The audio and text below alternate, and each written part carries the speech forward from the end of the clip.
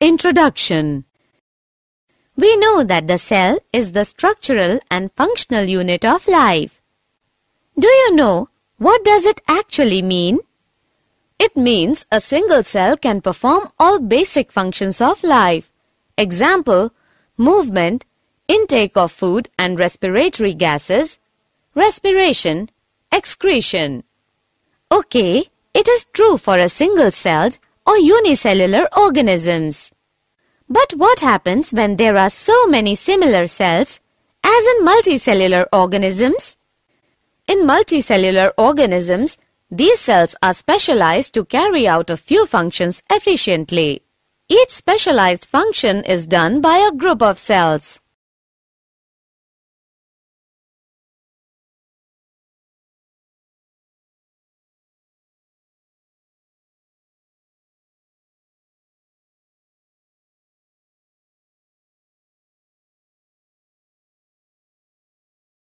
Yes, I remember that nerve cells carry message from the brain to every part of the body. Muscle cells contract and relax so that movements are caused. Blood flows to transport oxygen, food, hormones, and waste materials. Plants are also living organisms, and xylem and phloem cells conduct food and water from one part to another. It is said that in multicellular organisms there is division of labor. I do not understand what does it exactly mean. Division of labor means that a particular function is carried out by a group of cells at a definite place in the body. This group of cells is called tissue, which are arranged and designed to provide the efficient specialized function. So we can define tissues as a group of cells similar in nature that work together to perform a particular function. Example, nerve tissue.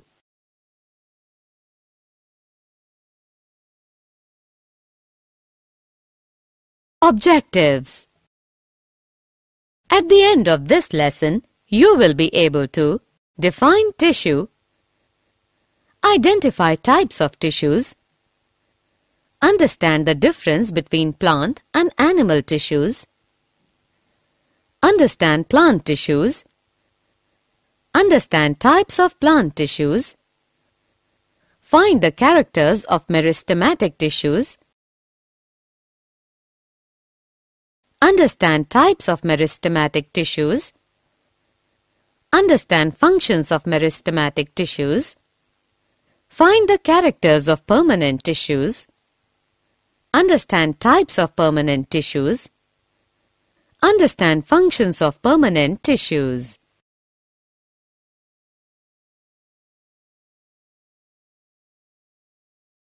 Plant and animal tissue. Plants and animals both are living organisms, but their internal structures are entirely different. Can you tell me why? I know one major difference is that plants are autotrophic. That is, they can make their own food in presence of sunlight, carbon dioxide and water with help of chloroplasts. They are fixed at one place. So the tissues in plants are mainly of such types which give them strength. Some of them are also dead tissues which give mechanical strength. Yes, I know that animals are heterotrophic and have to move around in search of food, mate and shelter. So they need more energy in comparison of plants. That is why most of the tissue in animals are living. One more big difference between plants and animals is pattern growth. The growth in plants is limited to some regions. There are some tissues in plants that divide. Yes, Madhuri. But in animals, the growth is not restricted to some places. It is uniform growth. In animals, structural organization of organ system is more specified and localized.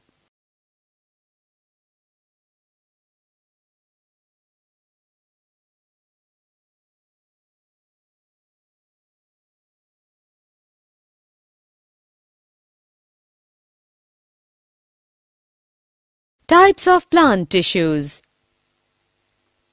Ankita, do you know that on the basis of their dividing capacity, plant tissues are of two types, meristematic and permanent. Those tissues which divide continuously and help in increasing in length and girth of plants are known as meristematic tissues. These are found only in growth regions of plants.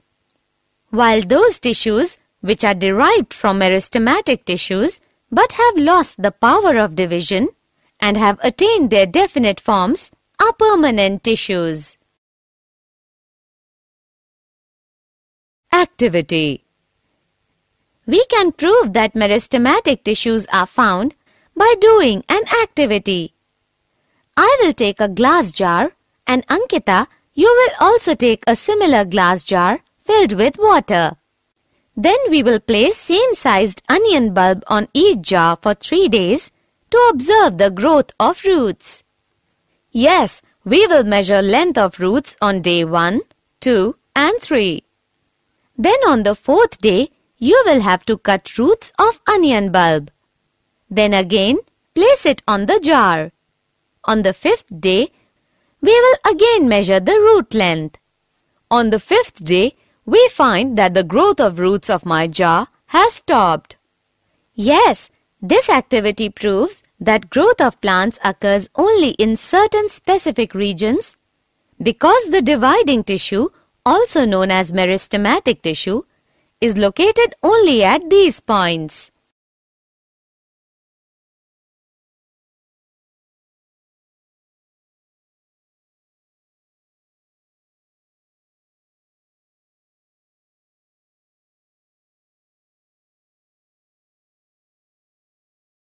Characters of meristematic tissues.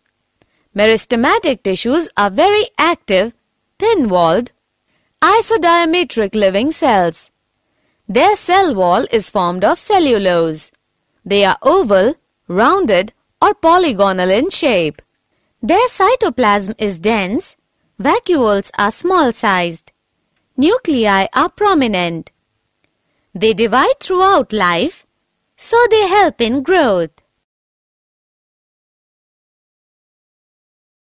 Types of meristematic tissues.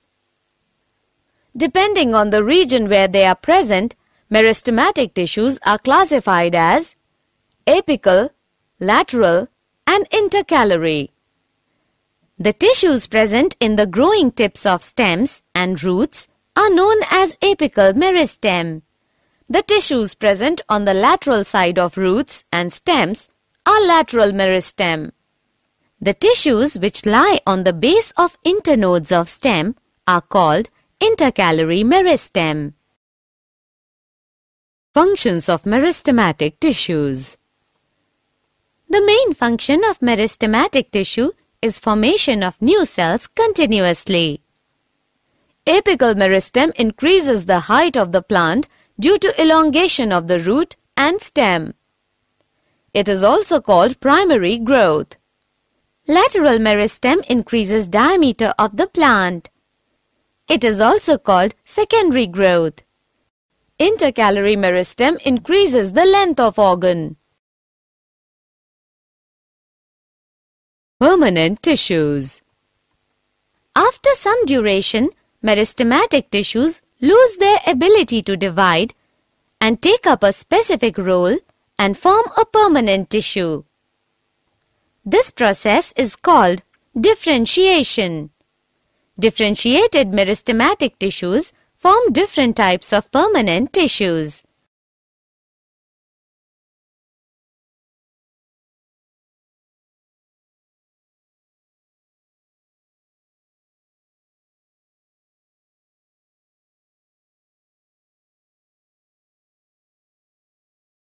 Characters of permanent tissues. In permanent tissues, cells are thin or thick-walled, living or dead and mature. The shape of permanent tissues may be oval, rounded, polygonal or elongated fiber-like. They have intercellular spaces. Cytoplasm is vacuolated. Because they have lost the power of division, so they do not help in growth.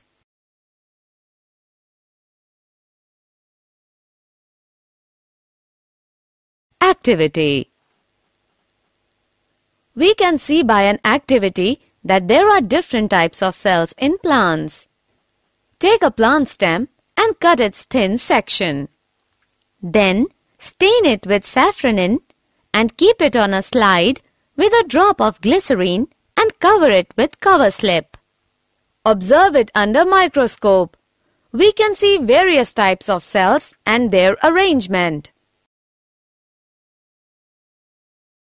Types of permanent tissues. Permanent tissues are of two types on the basis of nature of cell: simple permanent tissues, complex permanent tissues. Simple permanent tissues are composed of cells which are functionally and structurally similar. Types of simple permanent tissues. On the basis of nature of cells, simple permanent tissues are of three types: parenchyma, collenchyma, and sclerenchyma. Parenchyma is made up of cells with thin primary walls that retain their protoplasm. Collenchyma is made up of the cells with thick primary walls that retain their protoplasm. Sclerenchyma is made up of cells with lignified secondary walls that have lost their protoplasm at maturity, that is, are dead.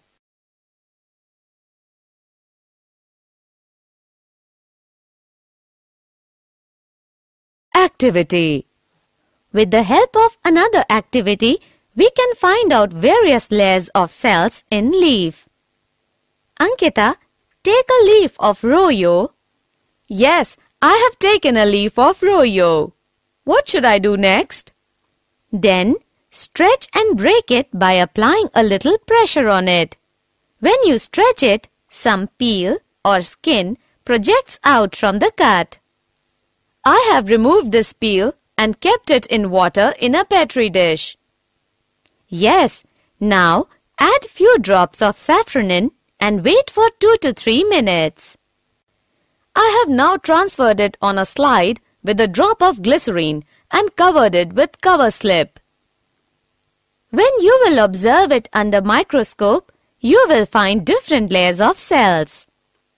Outermost layer of cells is known as epidermis. It is usually made of single layers of cells. Outer and side walls of epidermis are thicker than inner walls. The entire surface of all plants has epidermis. It protects all the parts of the plants from water loss, mechanical injury, and invasion by parasitic fungi. Small pores are there in the epidermis of the leaf. These pores are known as stomata. Stomata are covered by two kidney-shaped cells known as guard cells. They help in exchange of gases with the atmosphere and transpiration.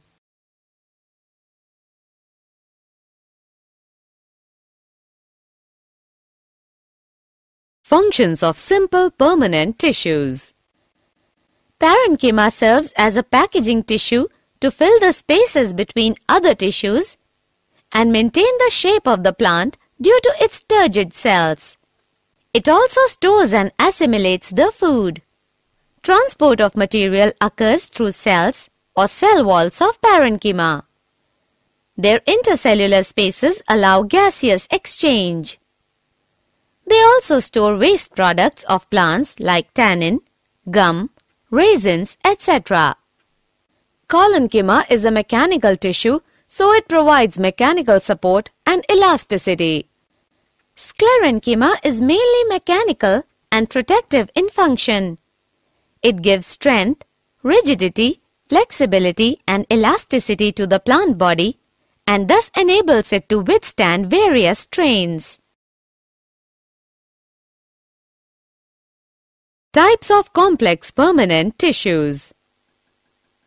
Complex tissues are made of more than one type of cells. All these cells coordinate to perform a common function. On the basis of nature of cells, Complex permanent tissues are of two types, xylem and phloem. The supporting and water-conducting tissue of vascular plants, consisting primarily of tracheids and vessels, woody tissue. The food-conducting tissue of vascular plants, consisting of sieve tubes, fibers, parenchyma, and sclerids, also called bast. Functions of complex permanent tissues. The main function of xylem is to carry water and mineral salts upwards from root to different parts of shoots. Phloem transports photosynthetically prepared food materials from the leaves to storage organs, and later from storage organs to the growing regions of the plant body. Did you know chewing gum is the latex of the plant Acarar sapota? Sclerenchyma is the longest cell in plant kingdom. Commercial cork is obtained from the oak plant. In monocotyledonous plants like grasses, the guard cells are dome-shaped.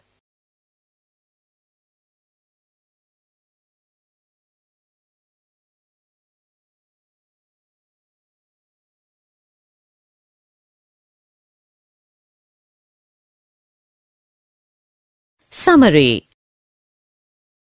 Let us summarize what we have learned. Tissue is a group of cells similar in structure and function. Plant tissues are of two main types, meristematic and permanent. Meristematic tissue is the dividing tissue present in the growing regions of the plant. Permanent tissues are derived from meristematic tissue once they lose the ability to divide. They are classified as simple and complex tissues. Parenchyma, collenchyma, and sclerenchyma are three types of simple tissues. Xylem and phloem are types of complex tissues.